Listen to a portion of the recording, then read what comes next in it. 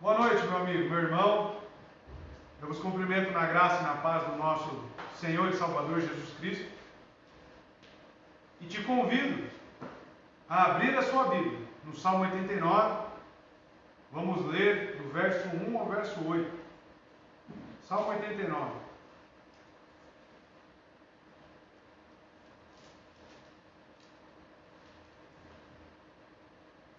Salmo 89, do verso 1 ao verso 8, diz assim: Cantarei as misericórdias do Senhor para sempre.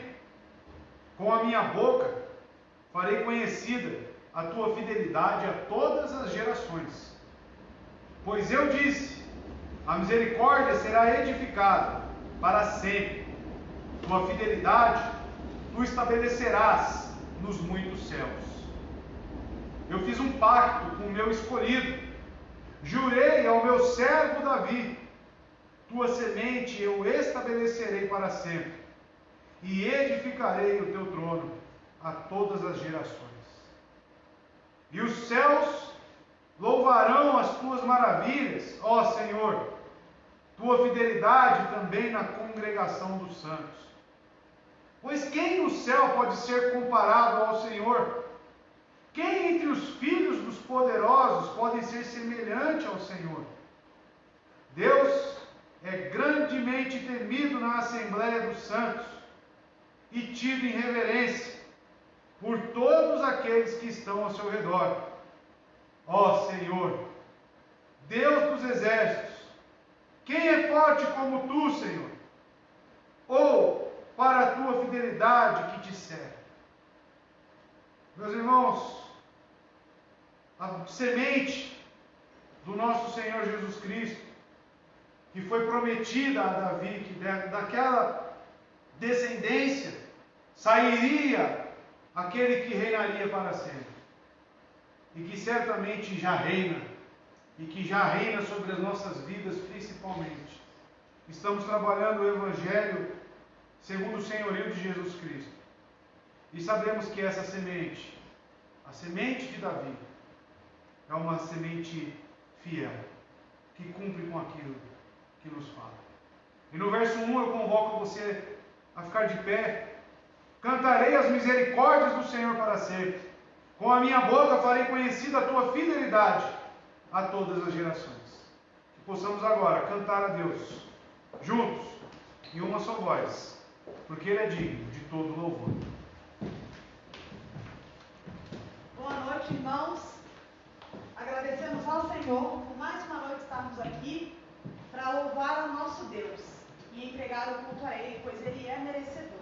A primeira canção que nós vamos cantar, ela é do cantor cristão e ela nos convida a exaltar o nome do nosso Deus. Louvemos juntos ao Senhor. Vamos nós louvar a Deus, vamos ao Senhor de toda a luz, Santo, Santo. Cantem, louvem lá nos céus, nosso Deus e Rei Jesus. Exaltado seja Deus, Santo, Santo. Exaltado seja nosso Deus e Pai.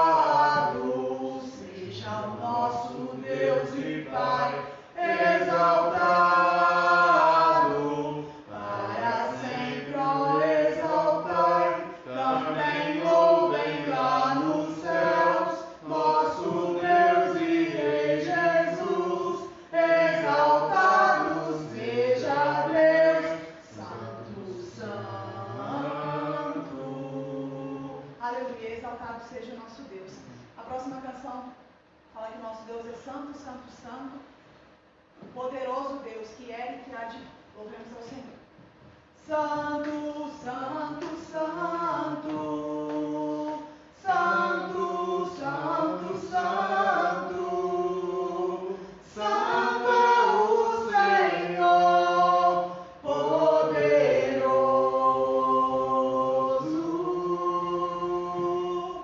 digno de toda honra, digno de toda glória e de receber todo louvor.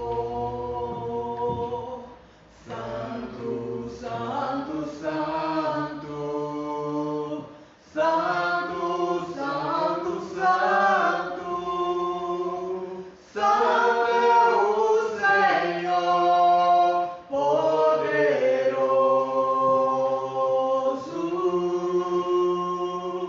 digno de toda honra, digno de toda glória e de receber todo louvor.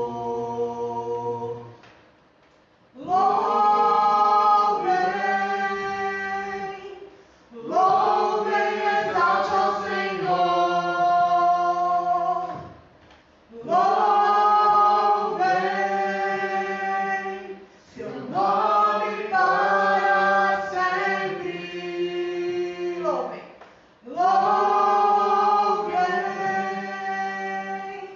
louvem, exalte ao Senhor. Louvem teu nome para sempre. Aleluia, exaltado seja o nosso Deus.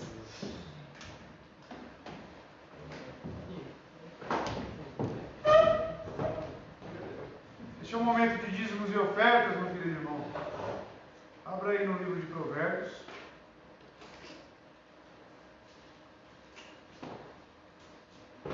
Capítulo 3, verso 9 e verso 10. Enquanto isso, a nossa irmã Juliana já está passando aqui com o ofertório. O texto de Provérbios diz assim: honra ao Senhor com os teus bens e com as primícias de todos os teus ganhos. Assim se encherão os teus celeiros abundantemente, e as tuas prensas irromperão com vinho novo. Meus irmãos, sabemos que isso aqui não se trata de algo mecânico. Sabemos que adorar a Deus verdadeiramente, honrá-lo por aquilo que Ele é, somente é feito para aqueles que são filhos de Deus. E quando honramos ao Senhor com os nossos recursos, nossas primícias, isso demonstra o que está no nosso coração, a nossa gratidão. Por isso existe esse momento na liturgia do culto, o momento de ofertarmos, contribuir, ser grato a Deus com tudo aquilo que Ele tem nos feito, com tudo aquilo que Ele tem nos dado. Então, se você está longe e não pode estar ofertando ou dizimando, você pode fazer isso digitalmente, através do Banco do Brasil.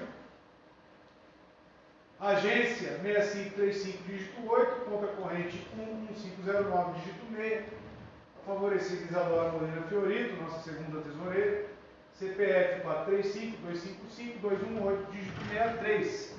Depois você pode pausar o vídeo, pode fazer com mais calma este ato de honra a Deus. Estamos trabalhando, meus irmãos, o Evangelho segundo o senhorio de Jesus Cristo, que nos exige uma obediência, correto? Vocês têm acompanhado, têm visto as pregações, sabem do que eu estou falando. Semana passada falamos aqui sobre a semente, a semeadura e os tipos de solos, estão recordados? 3 solos ruins, correto? E apenas um proveitoso. Apenas um que a semente realmente germina. E hoje eu ainda quero falar mais semeadura, porém voltado para o joio e para o trigo. Vamos entender, com a graça de Deus, o texto de Mateus, Evangelho de Mateus, capítulo 13, verso 24 ao verso 30. E vamos trabalhar expositivamente na dependência do nosso Senhor. Mateus 13, do 24 ao 30. Você pode abrir a sua Bíblia, pode estar acompanhando.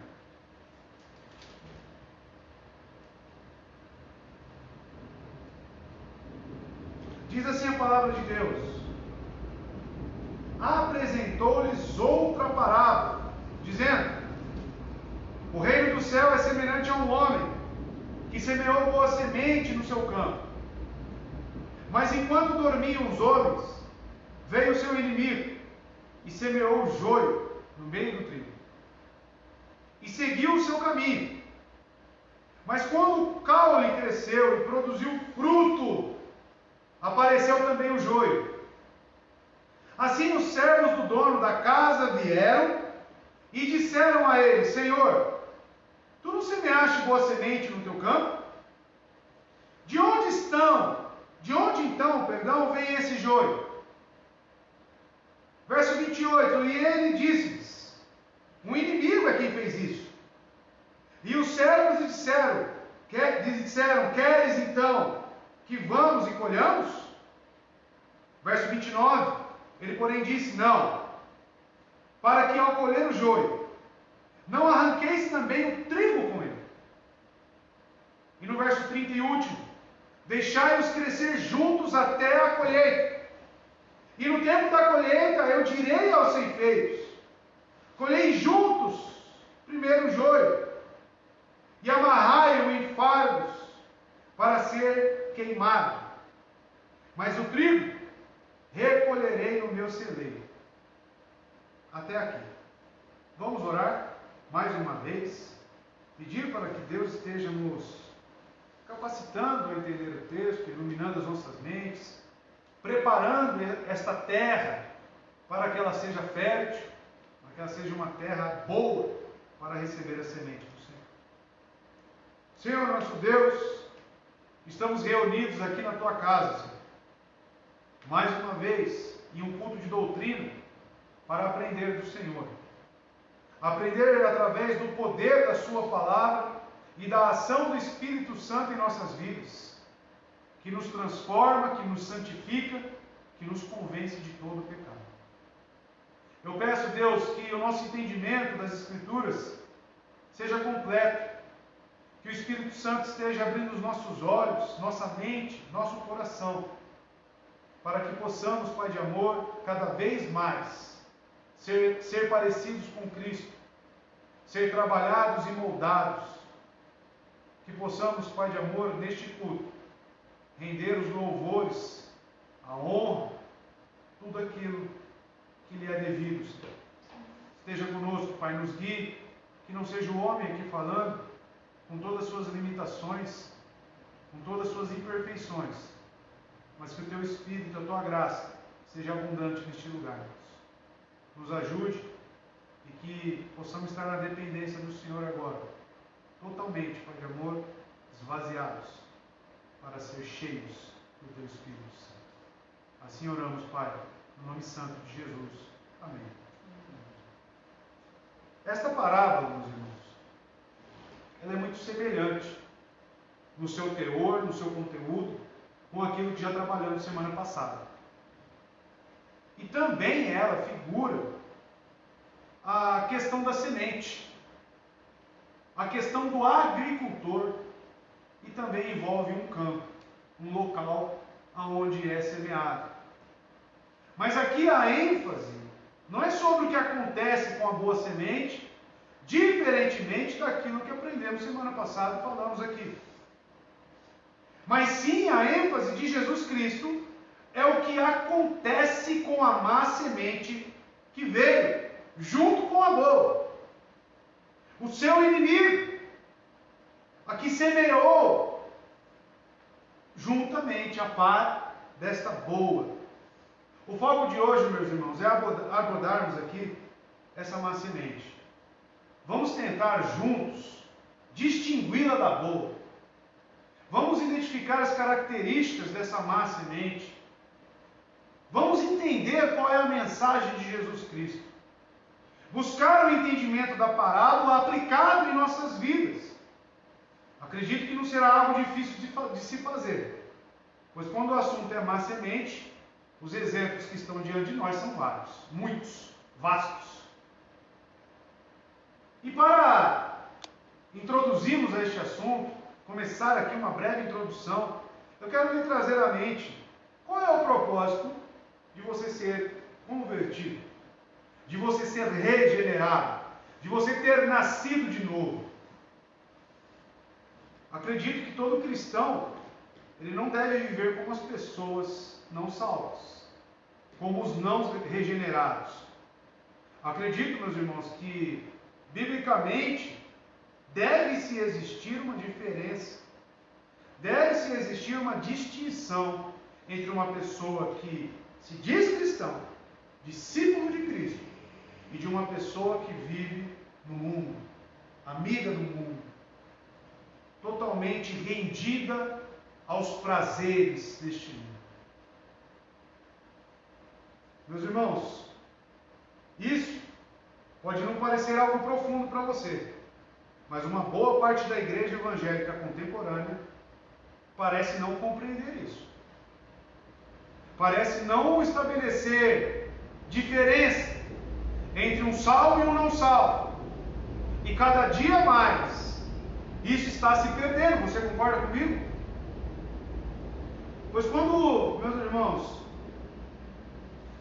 observamos a qualidade do crente de hoje em dia, é algo vergonhoso. É algo que, ao depararmos com as Escrituras, observamos um contraste tão grande, que é difícil você realmente confiar num testemunho que seja fiel e que realmente represente a Cristo. Cada dia mais, cada vez mais, isso está se perdendo. É com vergonha, meus irmãos, é que olhamos esses crentes, principalmente aqueles que toleram o pecado no seu meio, que são amigos do pecado. Tal, meus irmãos, como a igreja de Corinto, que recebeu arrogantemente um abrasado fornicário em sua comunhão. Estão lembrados disso? Nossa irmã vai nos ajudar a recordar. 1 Coríntios, capítulo 5, verso 1 e verso 2. Meus irmãos, os crentes de hoje parecem orgulhar-se perversamente por jamais questionarem o estilo de vida de uma pessoa que se diz crente. Exortar-nos uns aos outros diariamente. Livro de Hebreus, lembram disso? Falamos aqui há pouco tempo. Olhe só o que o apóstolo Paulo nos escreve sobre pessoas que se dizem crentes e são admitidas na comunhão dos santos. Veja bem, por toda parte se ouve, olha só, por toda parte se ouve que há imoralidade entre vocês. Imoralidade que não ocorre nem entre os pagãos. Então Paulo colocou um pagão no nível acima disso aqui que está acontecendo. A ponto de alguém de vocês, do seu meio, amigo de vocês, que ceia junto com vocês, do meio de vocês, possuir a mulher do seu pai. O que ele fala? E vocês estão orgulhosos. Atenção aqui para o ponto de exclamação. Vocês estão orgulhosos. Não deviam, porém, estar cheios de tristeza e expulsar da comunhão aquele que fez isso? Uma pergunta retórica. O que vocês deveriam fazer? Não deveriam expulsá-lo ou deveriam admiti-lo? continuar com Ele no meio. Meus irmãos, pergunto sinceramente para vocês aqui. A disciplina apresentada aqui pelo apóstolo Paulo, uma disciplina bíblica, ela é efetuada dentro das igrejas hoje em dia? Por quê? Por quê? O que está acontecendo com as igrejas contemporâneas? Por que as igrejas hoje em dia têm medo de cumprir com aquilo que é a ordenança para agradar o homem? E Cristo não deve ser agradado? É justamente isso que estou falando esta noite. Um evangelho segundo o senhorio de Jesus. Pecados, meus irmãos, que não são tratados dentro da igreja, dos quais nem se ouvia falar antigamente, hoje são normais. Hoje são normais. O divórcio e a imoralidade são uma epidemia, não é coronavírus não, meus irmãos. O divórcio, imoralidade dentro da igreja é uma epidemia. Engraçado que não tem quarentena disso, né? Engraçado que ninguém se preocupa com a vacina contra isso. E isso dentre os crentes, dentre as pessoas que se dizem cristãos e cristãs. Meus irmãos, igrejas que se dizem evangélicas, complacentes, que oferecem a sua destra comunhão a pessoas que vivem juntamente, que estão juntas, porém não casadas. São pessoas admitidas. Eu já presenciei batismo de amaziados. Pessoas que apenas se juntaram. Vamos morar juntos. Não tiveram o ato da comunhão diante de Deus. Um casamento segundo os princípios bíblicos. São admitidos, participam da ceia. Sem dizer pessoas que estão cometendo adultério, e a igreja sabe, e não toma uma providência. Aonde fica o exortai-vos uns aos outros? Aonde fica, meus irmãos? Aonde que fica? Eu ver o meu irmão, a minha irmã, rolando na lama, e eu ao menos adverti-la, alertá-la. Isso é amor? Isso é amor para você? Você vê o seu ente querido se afundar cada vez mais nas drogas e você nem ao menos oferece uma clínica de reabilitação para ele? Isso é amor? Isso é amor? Mas não! A preocupação da igreja hoje é trazer mensagens confortadoras e não confrontadoras. E quando o assunto é disciplina eclesiástica, Deus me livre! Se eu fizer isso, não vai sobrar um. Ceia do Senhor aberta a visitantes, a quem seja, nem se sabe o que a pessoa está passando, quem ela é. É visitante, não deixe de participar, participe, como se a ceia do Senhor fosse aberta. A salvação não é aberta.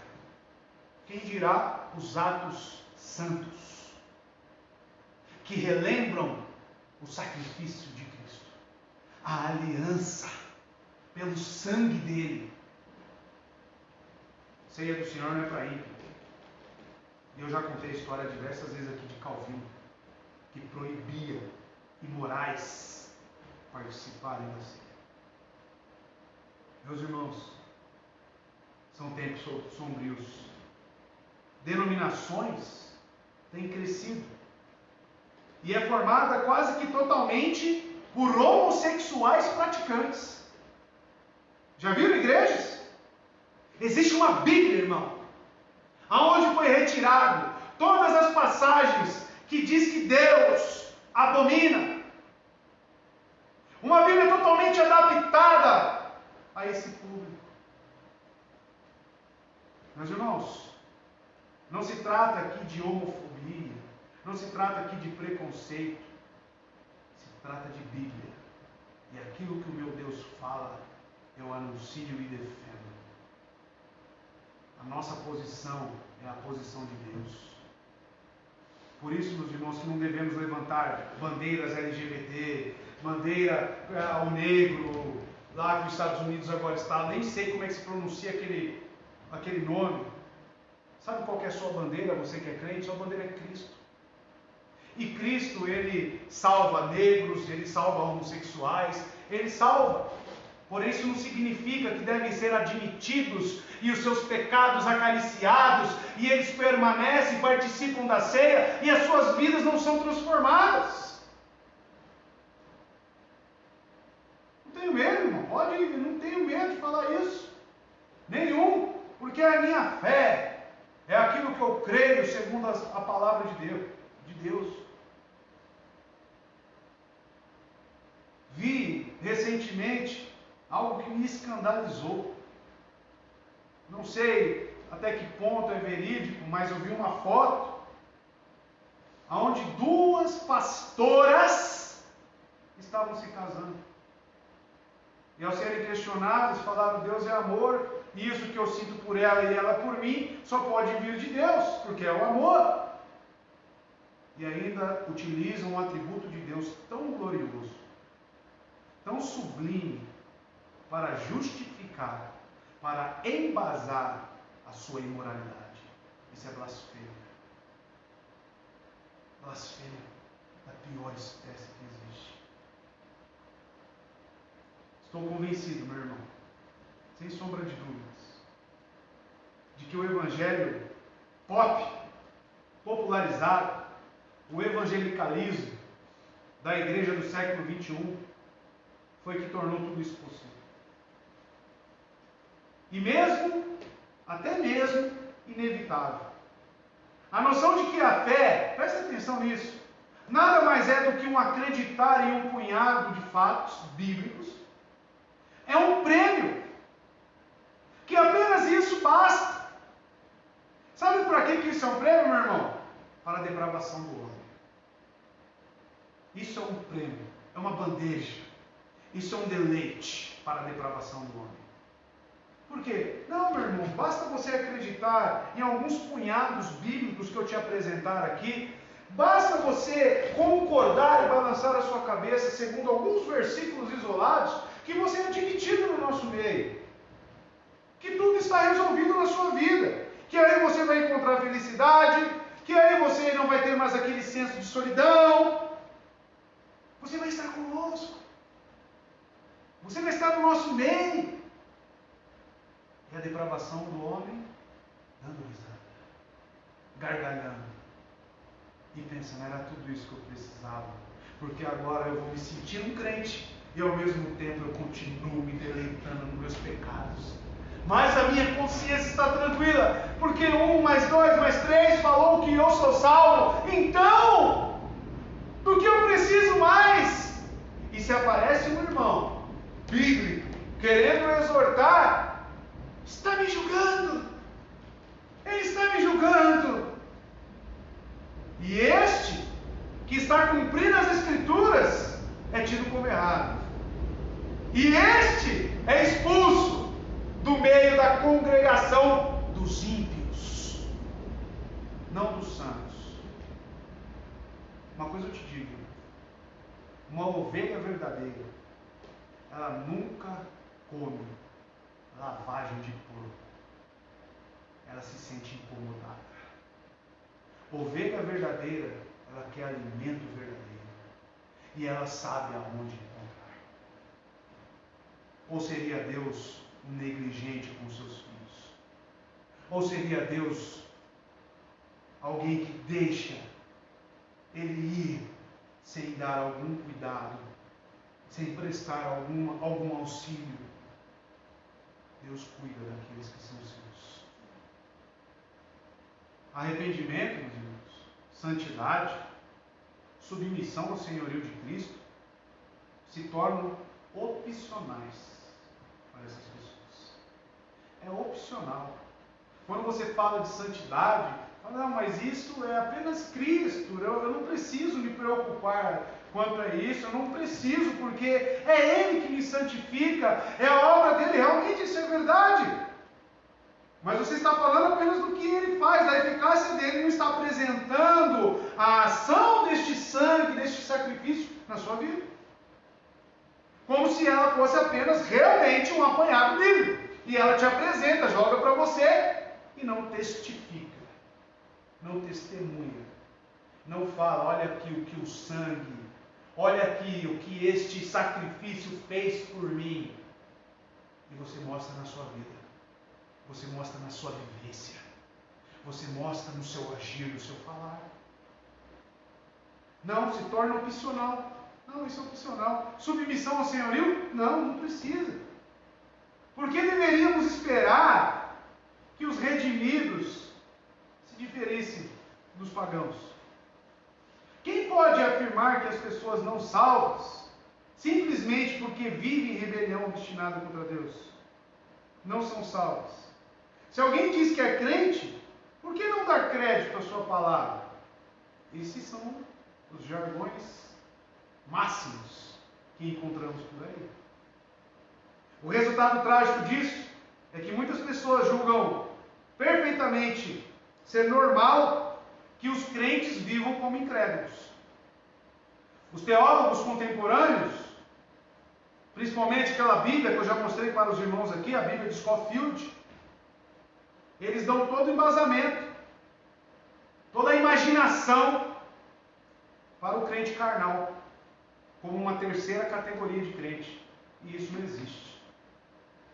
Quem sabe quantas pessoas não regeneradas têm sido acalentadas numa sensação falsa de segurança espiritual. Você já parou para imaginar isso? Simplesmente pela sugestão de que elas são apenas carnais. Meus irmãos, eu já ouvi de crentes em casos de imoralidade. Não, ela é salva, ela é crente, ele está no céu já. Essa fase está sendo só carnal, não tem problema isso. Meus irmãos, creiam nisso, porque é a pura verdade, é o que tem acontecido, e eu tenho certeza que você já tem se deparado com esses fatos. Os crentes podem realmente, às vezes, comportar-se de modo carnal, mas não há nada nas Escrituras que sugira que um crente verdadeiro possa seguir um estilo de vida de contínua indiferença e antagonismo para as coisas de Deus. Meus irmãos, eu sempre digo isso. Uma coisa é você deslizar, uma coisa é você estar fraco, outra coisa é você viver constantemente naquela prática e não se sentir incomodado, e principalmente com esses tipos de jargão. Não, eu sou salvo porque eu acredito nisso, naquilo outro. E eu queria mostrar para vocês, biblicamente, que os crentes não se disfarçam de filhos do diabo, porque não é isso que está sendo apresentado para nós. Um crente, porque dizem que é um crente verdadeiro, ou seja, o trigo, mas ele está se disfarçando como crente carnal de um filho do diabo. Na Bíblia, não encontramos isso, apenas o oposto. Satanás, que se finge de anjo de luz, e os seus servos imitam os filhos da justiça. Quando as Escrituras reconhecem a dificuldade em se distinguir as ovelhas dos bodes, a questão central é que os ímpios frequentemente parecem justos. Entenda, olha só o texto, 2 Coríntios, capítulo 11, verso 14, verso 15. Isso não é de admirar, pois o próprio Satanás se disfarça de anjo de luz. Portanto, não é surpresa que os seus servos finjam que são servos da justiça. Até aqui, tem algum embasamento para justificar crente se disfarçando de diabo? ou de servo do diabo? Até aqui é o contrário. São os servos de Satanás que fingem que são servos da justiça. O fim deles será o que as suas ações merecem. O rebanho, as ovelhas, deve estar alerta para com os lobos vestidos de ovelhas. E não tolerar ovelhas que fazem o papel de lobos. Quanto isso, a parábola de Jesus sobre o trigo e o joio tem sido muitas vezes mal compreendida. Nela o Senhor enfatiza uma questão completamente diferente. O foco é alertar quanto aos falsos mestres e também os falsos crentes, principalmente os falsos crentes. Semear pragas na plantação de alguém era um ato, meus irmãos, como lemos aqui, mais vil e também comum na época de Roma. Tratava-se de um método quase infalível. Para quê? Para prejudicar grandemente um vizinho, pois tornava a sua colheita imprestável, destruindo assim a sua maior fonte de renda. Quem veio para enganar, para matar, para destruir? E isso, o fato de Jesus Cristo utilizar-se dessa parábola, era porque acontecia. Era normal inimigos chegarem no campo, depois de plantado lá o trigo, plantado a sua verdadeira vegetação, o inimigo ia lá e jogava a erva daninha. Jogava.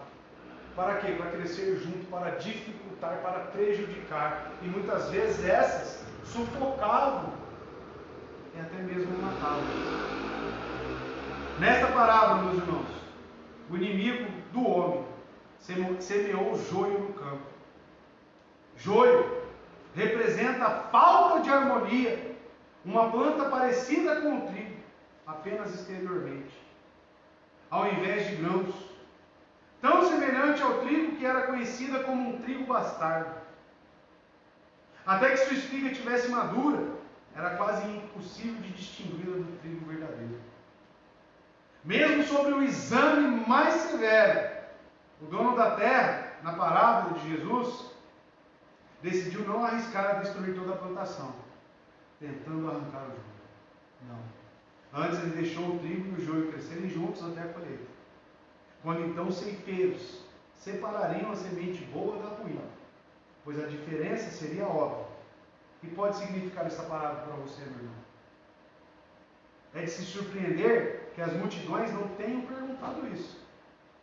Estavam mais interessadas em ver milagres e serem alimentadas do que conhecer a verdade.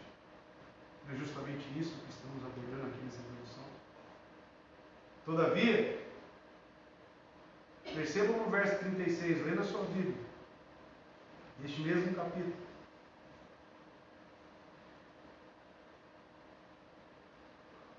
Então Jesus, despedindo a multidão, entrou na casa e vieram até ele seus discípulos, dizendo: explica-nos a parábola do joio e do campo.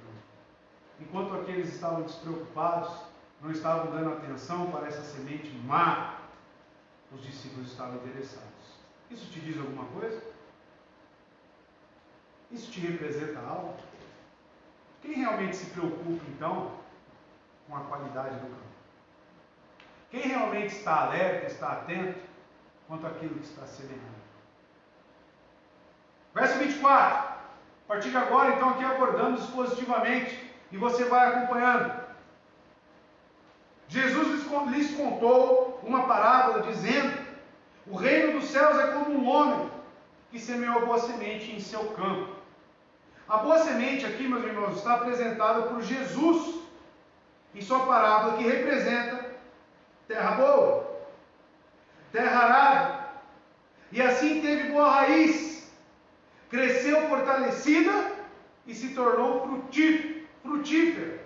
A boa semente é aquela que encontrou, como falamos semana passada, uma terra fofa, uma terra boa, não uma terra com rocha embaixo, não uma terra praguejada, não o caminho onde caía e as aves iam lá e roubavam essa semente, comiam essa semente. Não, a boa semente aqui no verso 24 é aquela que encontrou terra fértil. O que semeia a boa semente é o Filho do Homem. Porque existe um agricultor aqui, correto? Quem é este agricultor? Se você for no verso 37, onde ele começa a explicar a parábola, ele diz quem é o agricultor.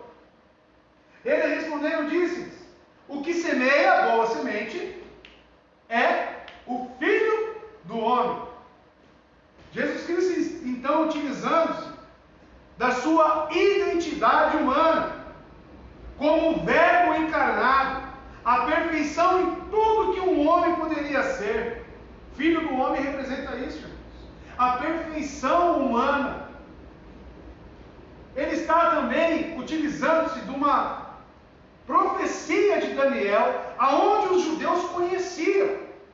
Então, para aqueles que conhecem, era claro, quando você utilizava da figura de linguagem Filho do Homem. Quando você se utilizava disso, você logo pensava e assimilava: é o Messias. É o Messias que ele está falando. Então, irmãos, ele fala como o segundo Adão, o representante sem pecado da raça humana. E também o associa a essa profecia de Daniel 7, verso 13. Na minha visão, à noite, vi alguém semelhante ao Filho de um homem, vindo com as nuvens dos céus. Ele se aproximou do ancião e foi conduzido à sua presença.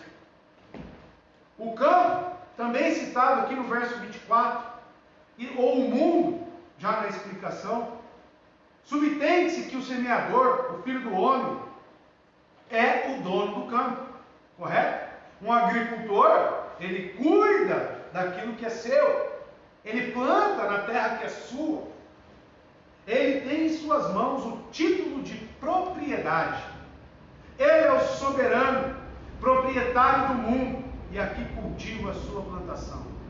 Olha só o que ele diz em Lucas 10, verso 22. Todas as coisas me foram entregues por meu Pai. Ninguém sabe quem é o Filho, a não ser o Pai. E ninguém sabe quem é o Pai, a não ser o Filho. E aqueles a quem o Filho o quiser revelar. Tanto é que Ele próprio é o semeador. Ele sabe qual é a semente que Ele está plantando. Por isso que Ele diz isso. Então esse verso destaca tanta soberania que há em Cristo, o poder que está em suas mãos de plantar na terra, no mundo, no campo. E o que é que ele semeia? A boa semente, meus irmãos, são os filhos do reino, são os filhos de Deus, são os escolhidos, os separados. E você pode perceber isso no verso 38, acompanhe aí na sua Bíblia. Olha só, o campo é o quê? É o mundo.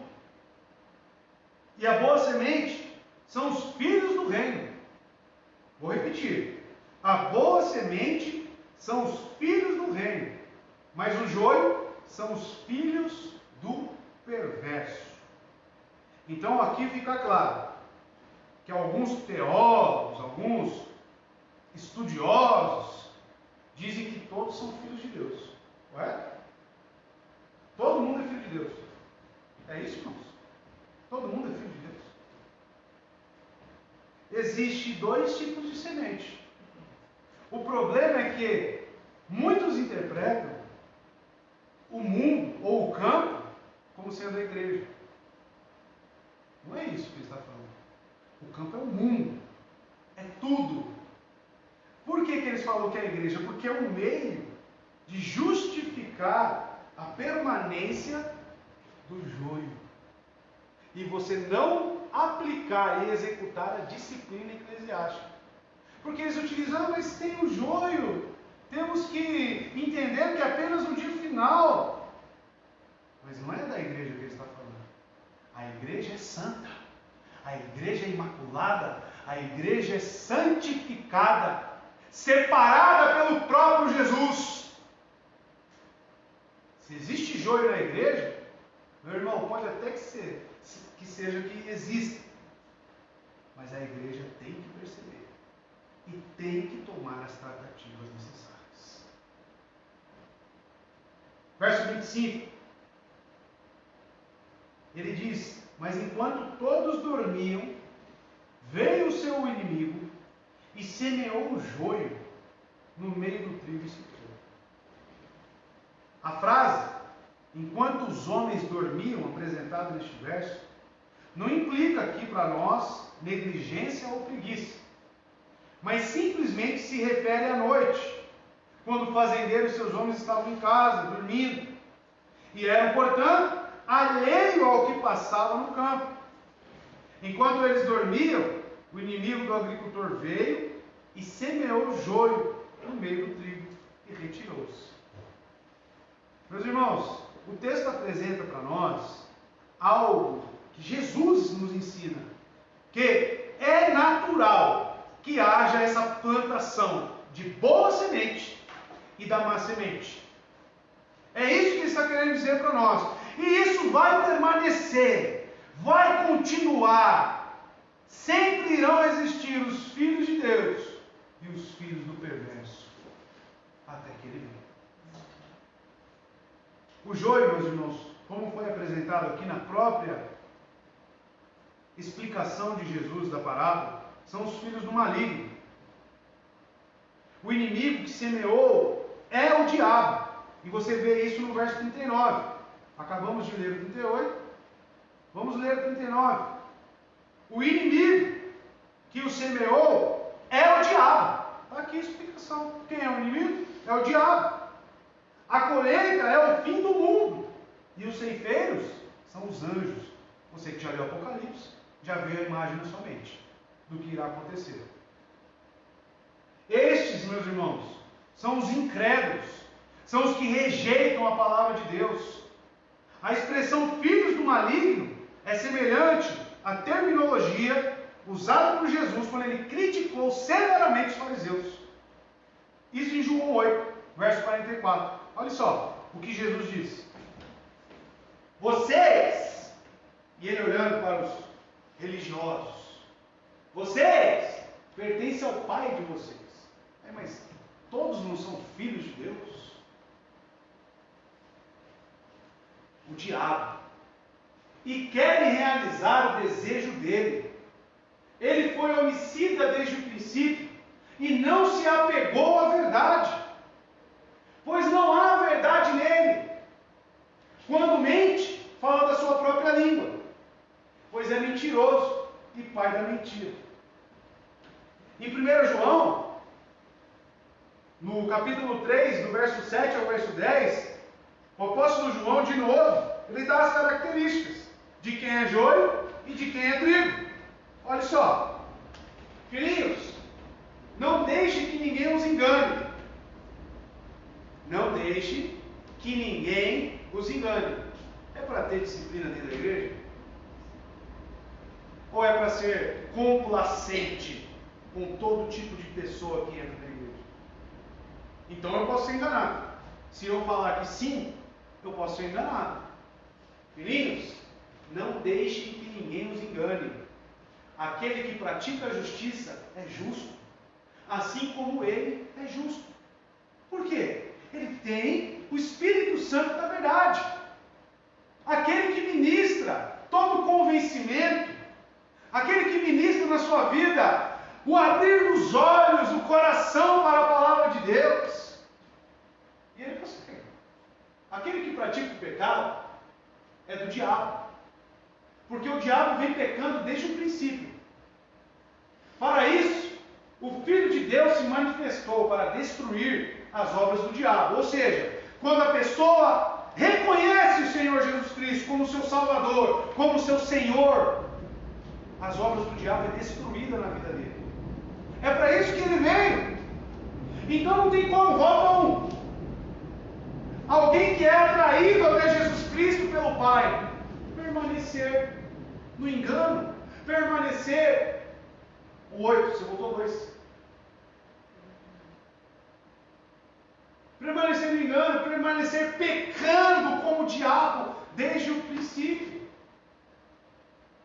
Meus irmãos, é para isso que Jesus veio, é para isso que Jesus morreu numa cruz, para destruir as obras do diabo. Tem que ter mudança na vida do crente, então. Tem que ter distinção na vida de um mundano. Senão você está falando que ele não veio para destruir as obras do diabo. Você está falando que não tem eficácia alguma na vida do crente. Pode passar. Todo aquele que é nascido de Deus, olha só, não pratica o pecado. Significa que não peca? Ele não está entrando em contradição. Mas é prática, é iniquidade, é frequência, é falta de arrependimento que ele está dizendo aqui. Porque a semente de Deus, olha só, olha a semeadura. Porque a semente de Deus permanece nele. Sabe por que permanece? Porque encontrou terra boa. Porque encontrou terra arada. Por quem? Pelo Espírito Santo da verdade. O Espírito Santo de Deus. Ele não pode estar no pecado porque é nascido de Deus. Arrependimento, tristeza, contrição. Eu já falei para os irmãos semana passada o que representa um coração arado pelo Espírito Santo. O que é isso? E meus irmãos, é claro que a parábola não está dando nenhum embasamento para nós, para sermos negligentes quanto ao joio. Não. O significado dessa parábola não é de forma alguma complicado. É simples. O Filho do Homem semeou os filhos do reino no mundo. Os filhos de Deus estão no mundo. E o inimigo, Satanás, estragou a pureza, misturando os seus filhos com aqueles que o Filho do Homem semeara. Esses filhos do maligno vivem lado a lado com os crentes. No juízo final, Deus irá separar o joio do trigo. No juízo final, Ele colocará aqueles que são na sua destra e aqueles que não são na sua esquerda. Haverá separação. Porém, isso significa que já não é perceptível aqui uma pessoa que vive em total submissão ao Senhor Jesus Cristo? Será?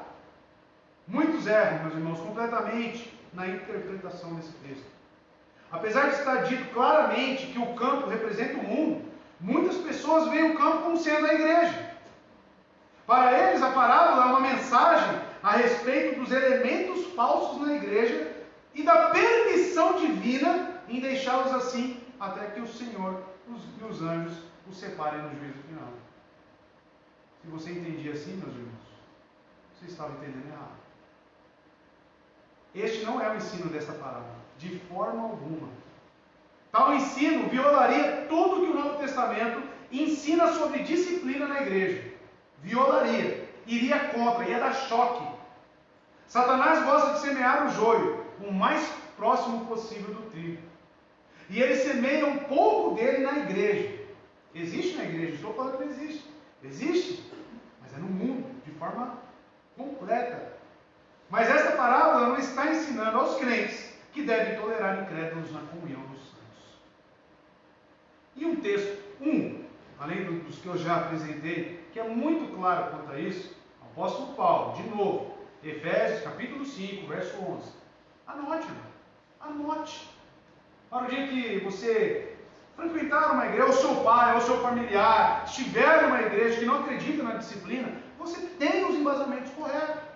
É um culto de doutrina, você precisa aprender, você precisa anotar. Olha só, Efésios 5, verso 11. Leiam comigo, por favor. Vamos juntos, nessa aqui. Não participem das obras infrutíferas das trevas, antes exponham-nas à luz. Tem alguma dúvida? Está um obscuro esse texto? É claro. Não participem das obras infrutíferas das trevas. Posso admitir um incrédulo? Posso admitir um imoral na ceia do Senhor? O que eu estou fazendo? Estou com ele na comunhão. Não participem, antes exponham-nas à luz. Nada temos a ver com falsos mestres e falsos crentes. Entenda isso. Nada temos a ver com falsos mestres e falsos crentes. É-nos ordenado claramente que expulsemos tais influências da igreja e das nossas vidas. Esta parábola contém instruções para a igreja no mundo. No mundo. E não passe livre para o mundo entrar na igreja. Satanás semeia os seus filhos por toda parte, meu irmão. E se você não vigiar, se você não se atentar no que as Escrituras te ordenam, você está desagradando a Deus. Olha só. Quer mais texto de disciplina eclesiástica? Então anote aí. 1 Coríntios, capítulo 5, verso 7 agora. Já falamos o 2, né? Agora o 7. Depois leia 1 Coríntios, capítulo 5 inteiro. Veja como o apóstolo Paulo trata os imorais dentro da igreja. Veja bem. Olha só. Livre-se do fermento velho, para que sejam massa nova. Para que sejam massa nova. E sem fermento. O fermento representa o quê? Pecado. Tá? Como realmente são, pois Cristo, nosso Cordeiro Pascual. Lembra da Páscoa no Êxodo? Levem pão sem fermento. A ceia do Senhor é com pão sem fermento. Por que será, né? Está começando a fazer sentido? Nosso Cordeiro Pascual foi sacrificado e este não tinha pecado. É este que nos justifica. É esse que nos limpa. E se eu tive o meu encontro com Ele, se Deus me fez encontrar com Ele, o que isso tem que gerar na minha vida? O fermento velho vai embora e entra massa nova, sem fermento, pão ácido. Apenas assim você é admitido na congregação dos santos, para adorar, para cultuar, para temer ao único Deus. Somente assim. Olha só, mais um texto, está anotando? 2 João, capítulo 1, verso 9 ao verso 11. Todo aquele que não permanece no ensino de Cristo. Qual que é a grande comissão? Mateus 28, abre aí. Mateus 28. Põe aqui rapidinho antes. Verso 19 e verso 20. Olha lá, portanto, vão, façam discípulos de todas as nações. Ele fala, continue pregando, continue ensinando. Batizamos em nome do Pai, do Filho e do Espírito Santo. Ensinando-os a obedecer a tudo o que lhes ordenei. Volta lá no texto de 2 João. Essa é a grande comissão para os crentes. Aí você ensina, aí você explica, aí você mostra. Todo aquele que não permanece no ensino de Cristo, mas vai além dele, não tem Deus. Não tem Deus. Quem permanece no ensino tem o Pai e também o Filho. Ou seja, você ensina, você prega o Evangelho, você faz discípulo. Aí a pessoa é indiferente. A pessoa tanto faz, tanto fez. Isso é rejeição, é rebeldia aberta à palavra de Deus. Agora aquele que se aplica, aquele que tem a sua vida realmente tocada, esse tem o Pai e também o Filho. Continua. Se alguém chega a vocês e não trouxer esse ensino, qual? Bíblia. Não o recebam em casa, nem o saúdem. Vai até o 11. Pois quem o saúda, torna-se participantes das suas obras malignas. Isso ele está falando especificamente sobre os falsos mestres. Falso mestre e falso crente não está no mesmo balaio? Não está no mesmo pacote?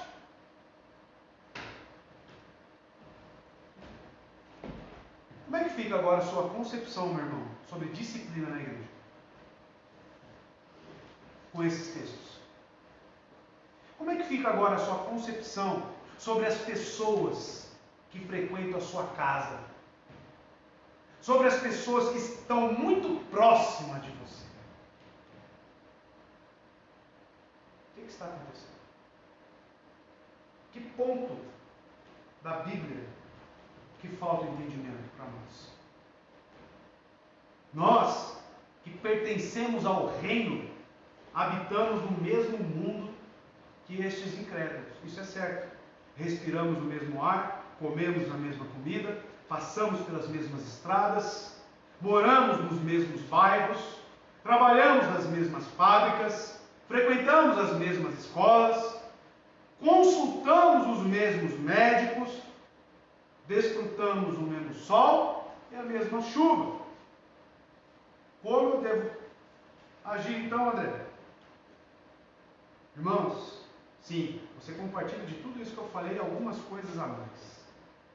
Porém, jamais podemos partilhar de comunhão espiritual com essas pessoas. E esta parábola não ensina o contrário disso. A mensagem do trigo e do joio é simplesmente esta: Deus não sanciona esforço algum que visa exterminar os incrédulos pela força.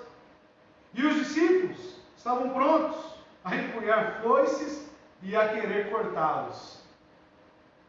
Meus irmãos, o que eu estou querendo dizer sobre essa comunhão espiritual é o que o apóstolo Paulo nos ensina em 2 Coríntios, capítulo 6, verso 14 a 16. Olha só, tem aqui jovens que ainda vão casar, que estão procurando uma pretendente. Olha o que a palavra de Deus te diz, meu irmão. Não se põe em julgo desigual. Mas isso não é só para quem está procurando um relacionamento, um marido, uma esposa. Isso se relaciona a tudo que falamos até agora. Não se põe em julgo desigual com descrentes, pois o que tem em comum a justiça com a maldade? Ou que comunhão pode ter a luz com as trevas? Que harmonia entre Cristo e Belial? Que harmonia existe? Que há de comum entre o crente e o descrente? Meus irmãos, sabe do que eu estou falando? Viu o Paulo Júnior dizendo no vídeo?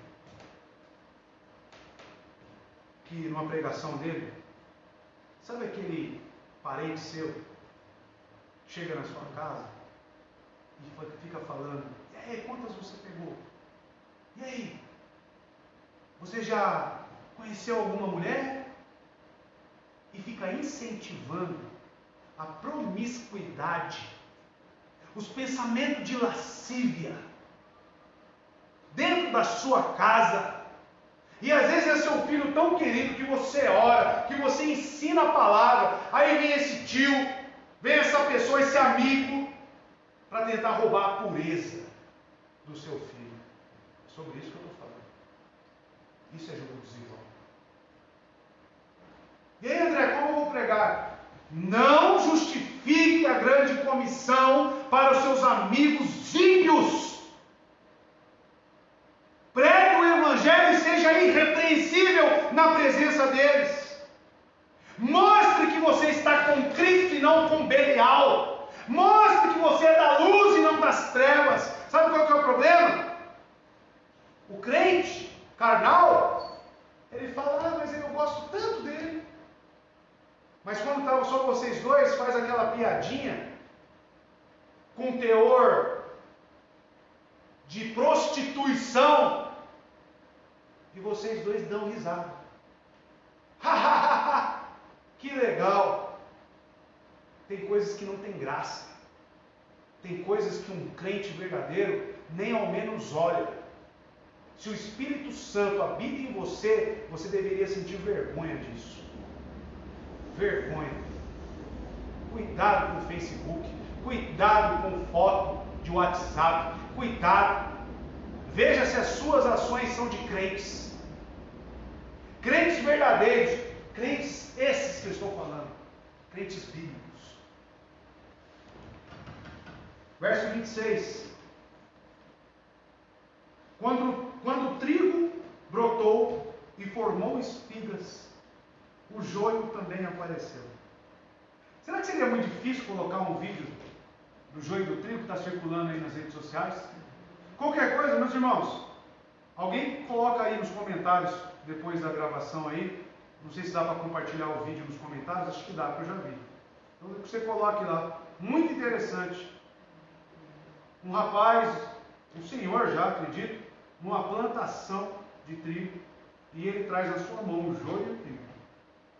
Porém, quando ele esfarela os dois, somente o trigo tem os carocinhos, tem o fruto. Depois, coloque aí alguém, por favor, se alguém conseguir, para aqueles que têm interesse depois olhar, meditar, pensar. Porque eu vi aquele vídeo e eu fiquei muito pensativo.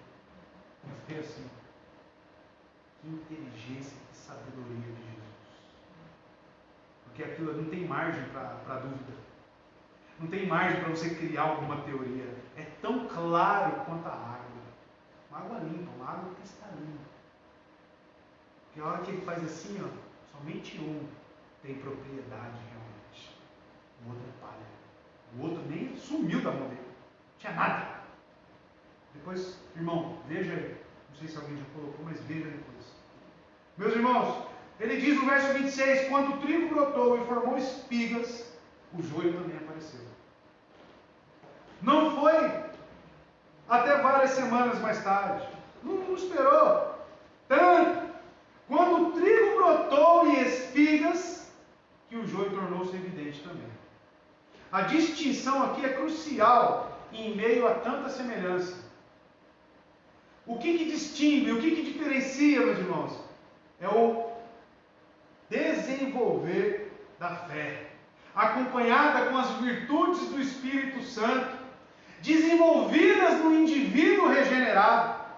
O que é aquele frutinho? São isso. É a virtude que existe no Espírito Santo. É o fruto que está listado em Gálatas 5.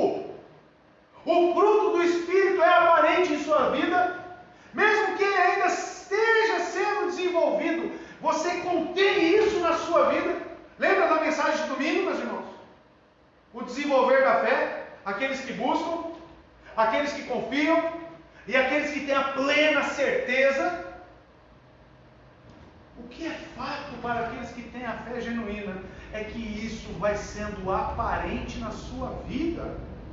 Meus irmãos, o que eu falei sobre o jugo desigual, meus amigos de infância, quantos amigos eu recebia na minha casa e que hoje eles nem fazem questão de ir na minha casa. Por quê? Porque eu fechei as portas? Não. Sabe quando você fica sem ambiente num lugar? Já viu essa fala? Essa frase? Eu fui num local e não tinha muito ambiente para mim. É justamente sobre isso. A luz do Espírito Santo tem que revelar as trevas que estão nesses corações. E não as trevas tomar parte do seu coração. Aí fica sem ambiente. Por quê? Aquilo que é assunto, aquilo que é objetivo, aquilo que te faz rir, te dá alegria, não é mais a mesma coisa que antes você compartilhava com ele. Aí não tem papo. Porque o pensamento do ímpio é o quê? É apenas prostituição. É o que eu falei para os irmãos. É apenas piadas com teor sujo, imundo. Aí você vê aquilo, nossa, que desnecessário. O que eu estou fazendo aqui? Fica sem ambiente. Porque a luz que habita em você te incomoda. E não só você, incomoda o próximo também. Então, meus irmãos, eu tenho muita dificuldade de ver crente com comunhão íntima com o ímpio. Muita dificuldade para entender isso. Aí você vai questionar a pessoa, eu estou evangelizando. Às vezes entra num namoro evangelístico, já viu, irmão? namoro evangelístico? O que você está fazendo com essa ímpia aí? Não quer saber nada de Cristo, não quer nem saber. É ateia. Você fala de Jesus, não acredita em nada. E você frequentando a igreja. O que você está fazendo com ela? Eu estou evangelizando ela. Estou orando para que ela se converta. Existe isso? Existe isso? Você precisa entrar num relacionamento para pregar o evangelho? Será que a sua conduta não tem que ser diferente? Pois é, irmãos. Perceba que a distinção do que apareceu só apareceu quando estavam maduras. Não sabemos o tempo necessário para o fruto ser desenvolvido. O fruto espiritual em uma pessoa. Mas algo é certo, ele é desenvolvido nos filhos de Deus. Aqueles que são filhos de Deus serão acompanhados pelos frutos oriundos da fé. Esta, por sua vez, entregue pelo próprio Deus. Sabe por que eu te confirmo isso? Filipenses 1, verso 6. Olha só. A espiga certamente brotará nos filhos de Deus. Porque estou convencido de que aquele que começou a boa obra em vocês vai completá-la até o dia de Cristo. O dia da colheita. O dia de ceifar. Até lá, meu irmão, isso aqui vai estar desenvolvido. Em quem? Nos filhos de Deus, na boa semente, que quem plantou? O próprio Cristo. Verso 27 e verso 28. Os servos do dono do campo, dirigindo-se a ele, disseram: o Senhor não semeou boa semente em seu campo? Perguntaram para ele. Então de onde veio o joio? Um inimigo fez isso, respondeu ele. Os servos lhe perguntaram: o Senhor quer que vamos tirá-lo? Arrancá-lo? Quando eles viram tantos joios no meio do trigo, os escravos do fazendeiro perguntaram a ele como isso poderia ter acontecido. Gerou uma dúvida. Não era incomum, meus irmãos, é claro, para algumas ervas daninhas, incluindo o joio, crescer entre as boas plantas. Mas a grande quantidade de joio neste campo tornou óbvio que a sua colheita foi intencionalmente, sabotada. O proprietário do terreno explicou o óbvio. Um inimigo fez isso. Como eu falei, naquela época era comum as pessoas sabotarem a plantação do lucro, como uma forma de vingança. Aí eles perguntam no verso 27 e 28, né? Você quer que nós, então, para ir e arrancar eles, quer que nós vamos lá e arranquemos? Ele respondeu: não, não arranque. Percebendo a gravidade do crime devastador, os escravos queriam resolver o problema. O sentimento de justiça é normal nos corações dos servos. Vocês já leram os salmos imprecatórios? O senso de justiça? Olha só Lucas 9:54, os discípulos. Ao verem isso, o quê? Pessoas que rejeitaram joio, os discípulos Tiago e João perguntaram: Senhor, queres que façamos cair fogo do céu para destruí-los? Eles queriam ceifar. Eles queriam pegar lá a foice e começar. Porém, eles foram repreendidos. Se você ler mais para frente, eles foram repreendidos. Por quê? Cristo não vai contra a sua própria palavra. Verso 29. Ele respondeu: não, porque ao tirar o joio, vocês poderão arrancar com ele o trigo. Com medo de que, enquanto você está recolhendo o joio, você pode arrancar o trigo com ele. O que isso representa para nós? Os escravos estavam preocupados, temendo que o joio enfraquecesse e possivelmente arruinasse a colheita. Mas o lavrador, experiente, sábio, sabia no dano que isso iria causar. Retirando o joio, resultaria em arrancar o trigo com ele. Por uma razão, as raízes das plantas teriam se tornado estreitamente interligadas. Já puxou tinha uma ervinha boa que você queria que ficasse, aí você puxou a ruim e veio junto? Por quê? A raiz estava tudo junto, entrelaçada uma na outra. E o agricultor aqui, o semeador, sabia claramente disso. E mesmo sabendo distinguir um do outro, arrancando um joio, também poderia arrancar alguns trigos. Ou seja, isso não é preocupação sua. Isso nada tem a ver com você. A sua única ordenança é qual? Pregar o Evangelho. Fazer discípulos. Em tempo e fora de tempo. Pregue o Evangelho. Não estabeleça juízo. Juízo que eu digo é inferno ou céu. Não estabeleça juízo. Acho que isso é um filho do diabo. Isso não cabe a você, meu irmão. Não cabe a mim. Isso pertence ao Senhor. Não significa também que devemos admitir qualquer tipo de pessoa na reunião dos santos. Está claro isso, meus irmãos? Está bem claro isso, irmãos? Podemos parecer joio por um período da nossa vida. Arrancar o joio consiste neste problema. Preste atenção.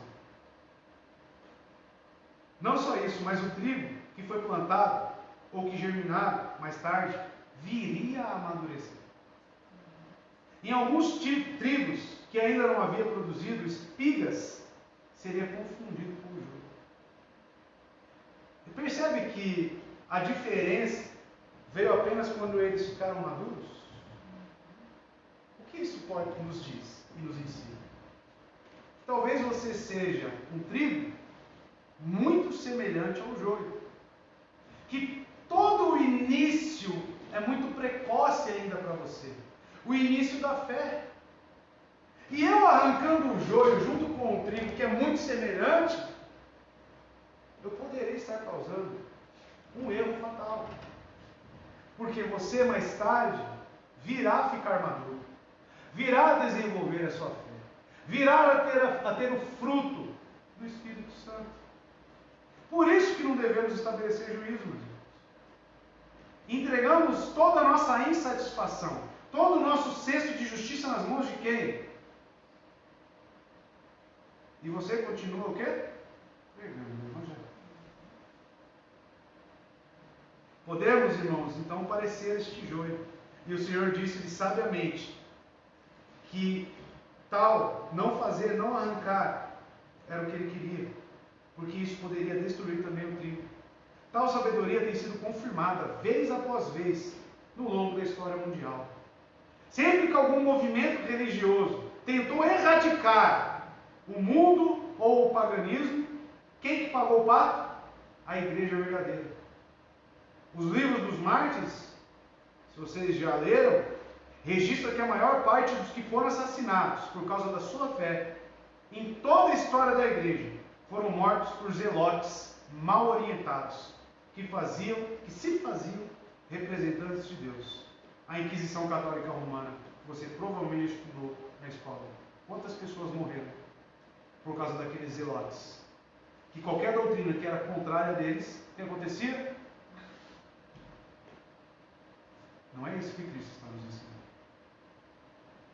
Deus não chama o seu povo para exercer o ministério da Inquisição.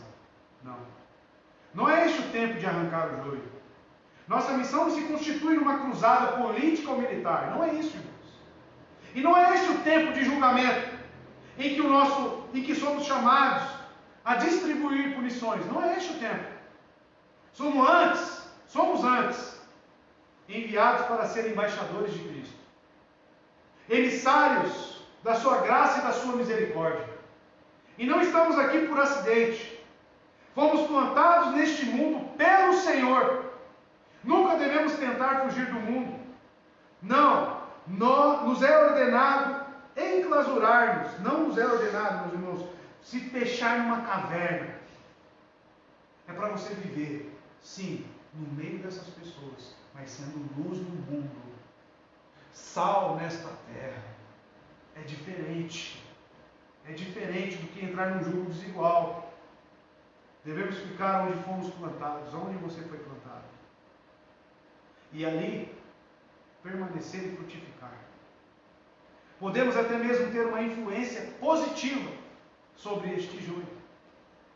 É claro que o simbolismo se quebra aqui. O verdadeiro joio não pode se tornar trigo. Sabemos disso no prisma de Deus, segundo os seus decretos, entendem? Mas um filho do diabo pode ser transformado em um filho do reino. Eu vou explicar isso, talvez esteja meio nebuloso. É nisto que consiste salvação. Efésios 2:3, coloque para mim que eu vou explicar, segundo o texto bíblico. Vivíamos e agíamos como joio. Veja só. Anteriormente, todos nós, Paulo se inclui. Paulo é joio ou é trigo? Trigo. Anteriormente, todos nós também vivíamos entre eles, satisfazendo as vontades da nossa carne, vivendo como joio, seguindo os seus desejos e pensamentos, como os outros. Éramos por natureza merecedores da ira, filhos do diabo. Então, por um momento da nossa vida, com certeza você viveu como joio. E você poderia até mesmo ser confundido como um. Mas hoje, meus irmãos, ele diz, no mesmo texto, no verso 19. Não, perdão, antes tem o verso 1 e o verso 2. Coloque o verso 1 e o verso 2. Porque ele diz sobre a salvação nos dá uma nova natureza.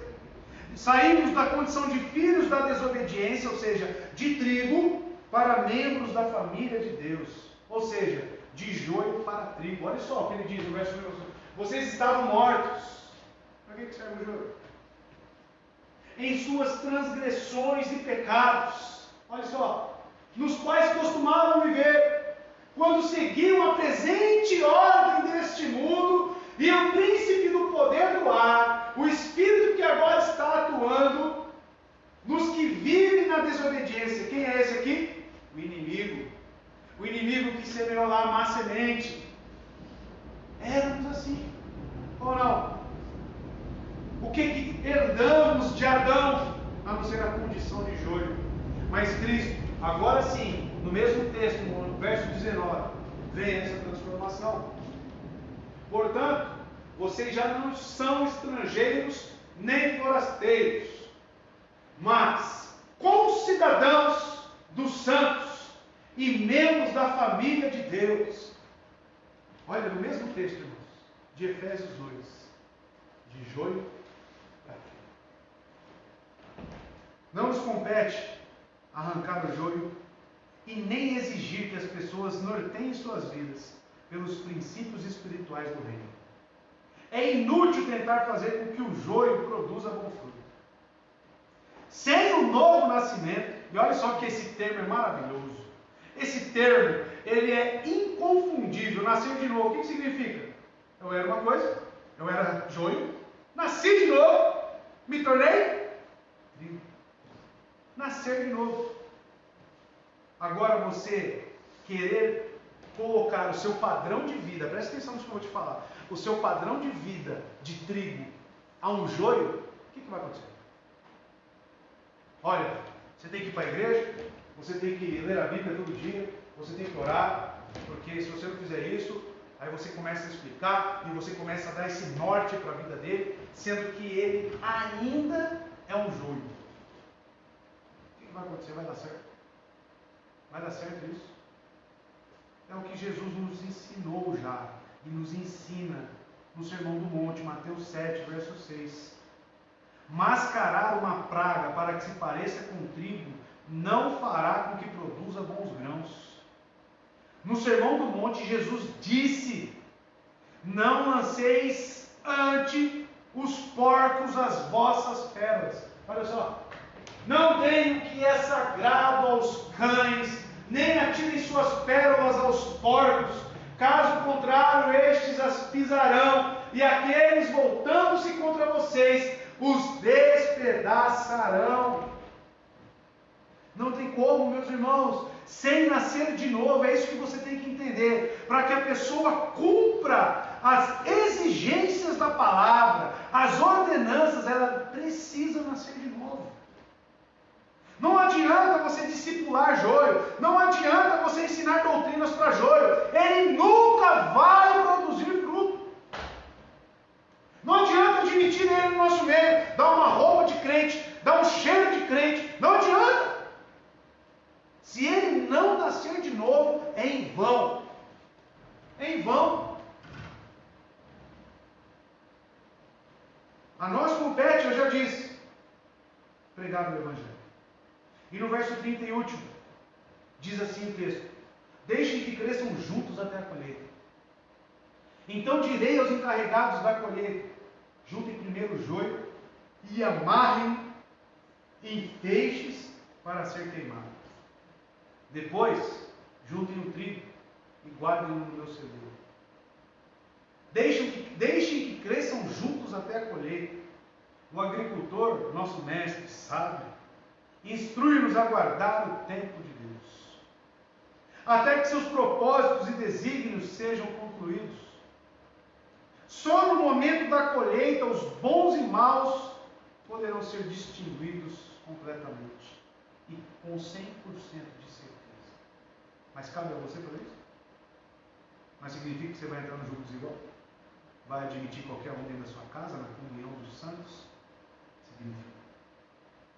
Os ceifeiros são mais experientes do que os escravos e foram qualificados para extirpar o joio e queimá-los.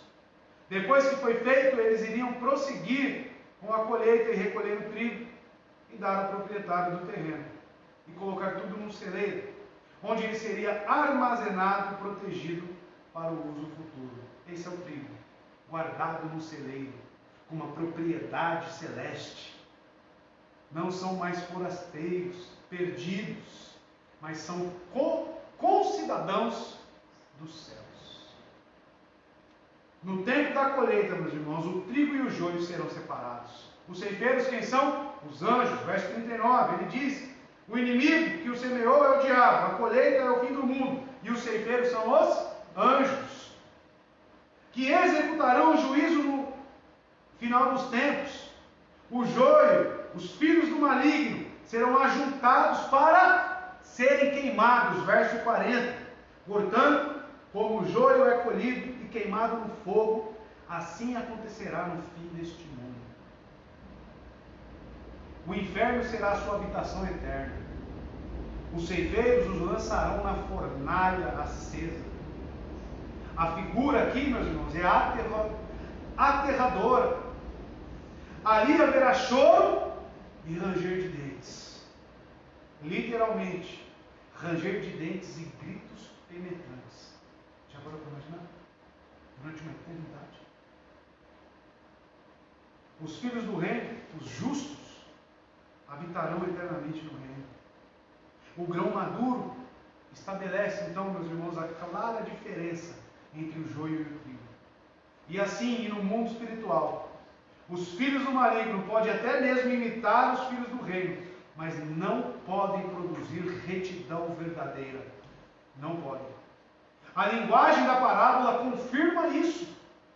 O joio é chamado de escândalo. Olha só o verso 41.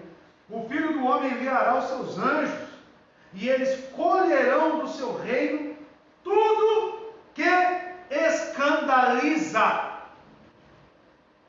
Sabe a característica do joio? Qual é? Segundo esse verso 41. Escândalo ao nome de Cristo. Escandalizar esta cruz. Crucificar Jesus Cristo novamente. Mateus 7, ainda no Sermão do Monte, Jesus nos ensina que a boa árvore não pode dar frutos ruins, ela dá frutos bons. Está claro que o caráter e comportamento são o que separa o trigo e o joio. Ficou alguma dúvida quanto a isso, meus irmãos? Comportamento, proceder, o que você externaliza, é isso que faz separação de joio e trigo. No juízo final, a diferença será completamente manifesta. Entendam, meus irmãos? E ela não nos estimula, essa parábola fica clara aqui para nós, não nos estimula a aceitar joio como se fosse trigo. Não sanciona a indiferença para com os pecados dos perdidos. Não é isso. Não está sancionando isso. E nem sugere que nos esqueçamos de que há pragas no campo e que nos tornemos desatentos para o perigo que a representa. Simplesmente nos diz: devemos deixar o juízo final e a questão da retribuição, juízo final e retribuição nas mãos do Senhor. Só isso. No fim, o trigo verdadeiro será inevitavelmente identificado pelo fruto que produz, por causa de sua natureza inerente do Espírito Santo. Ele irá produzir grãos de trigo, mesmo se cultivado num campo repleto de joio, mesmo no meio dos perdidos. Assim também são os filhos do reino. Eles vivem no mundo, onde florescem os filhos dos malignos, mas os filhos do reino têm a natureza celestial. O fruto que produzem é diferente daquele produzido pelos filhos do maligno. E você pode contar com isso, certamente. Essa é a palavra de hoje, meu irmão. Este é o ensino da parábola do joio e do trigo. Que possamos crescer nessa terra. Que possamos buscar Jesus Cristo. Ter esse fruto desenvolvido cada vez mais em nós. E sempre alerta, vigilantes quanto ao mau procedimento, quanto ao comportamento de joio. A eficácia da cruz tem que ser aparente em nossas vidas. Isto que é o Evangelho segundo o Senhor Jesus. E não apenas um apanhado de palavras jogados ao vento. Amém? Fique de pé, vamos orar. E assim encerramos mais esse culto de doutrina, aprendendo cada vez mais com a palavra de Deus. Incline sua cabeça, converse com Deus agora, busque isso ao Senhor, e que possamos constantemente estar falando ao nosso Deus, sendo desenvolvidos, como eu disse, pelo poder do Espírito Santo e da sua palavra. Senhor nosso Deus, agradecidos estamos aqui diante da sua palavra. Obrigado, Deus, por este momento especial de estudo bíblico, num culto de doutrina. Que o Senhor, Pai, esteja trazendo essas verdades e as imprimindo, Deus, as escrevendo nos nossos corações. Que possamos cada vez mais, Senhor Deus, ser amoldados em conformidade, Deus, a Jesus Cristo. Que o Espírito Santo nos santifique pelo poder da sua palavra. Que a mudança em nossas vidas seja aparente.